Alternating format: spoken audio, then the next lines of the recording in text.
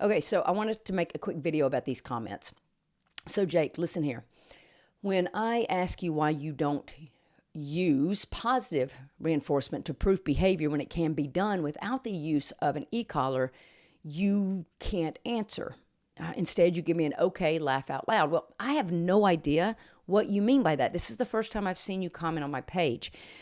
Now, looking at your videos, I am seeing that you say you're not balanced. So I'm going to assume you are just an aversive trainer, which means that you count on positive punishment to get the results. And I see this because on your videos, you are using a prong collar with a retractable lead, which I really don't recommend, man. Okay, that's constantly putting pressure. Also, your prong collar's not fitted correctly. It shouldn't be down here. It should be up here. I don't recommend using them because, you can do it without, but don't put it down here. It needs to be up here. But I think you have a shock collar up here and a retractable lead. So I'm not really sure what you're doing. But anyway, look, if I ask you what you mean and I make an assumption, I have to make an assumption because you didn't answer my question. So then you say that I was presumptuous, but again, you left me with nothing. Then you say that my statement's ignorant. And I'm not really sure what part of my statement's ignorant when, in fact, there's science-backed studies how detrimental positive punishment is in pups and adolescents. And let me just say something, Jake. Nothing I ever say will be ignorant. And I'm going to tell you why. Because I continue to educate myself and continue to keep up to date on the newest studies and the newest information that's coming out for my profession.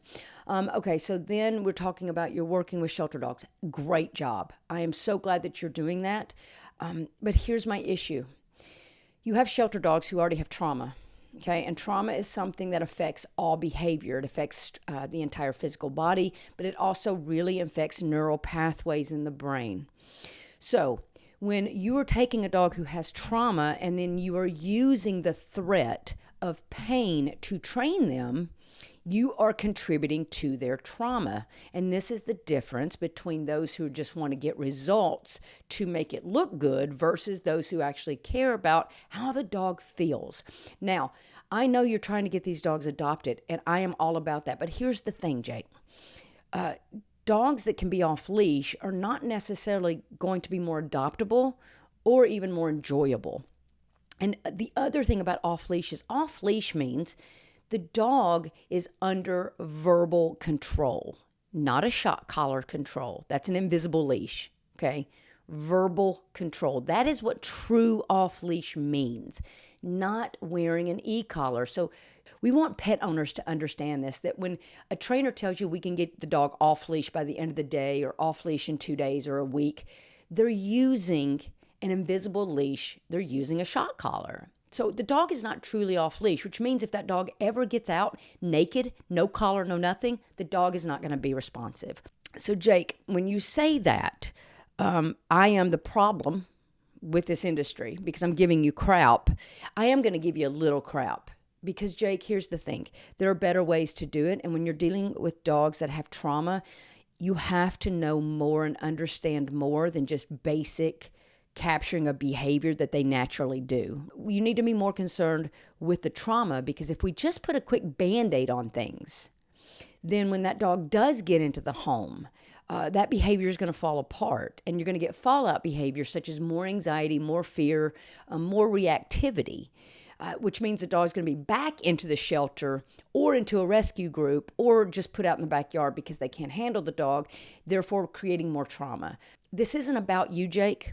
It's not about me. It's not about our egos. It's not about how good we are or how bad we are. What's important is that we need to learn to respect the dog and treat the dog the kindness that they deserve and to understand where they're coming from and how we do have the ability to help dogs in their crappy situation go into a better situation.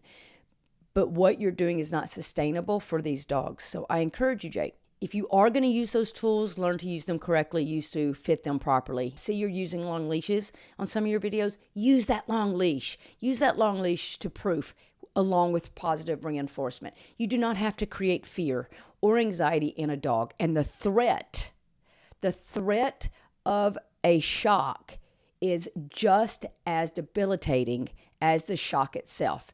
And I would oftentimes say it's worse. So there you go, Jake.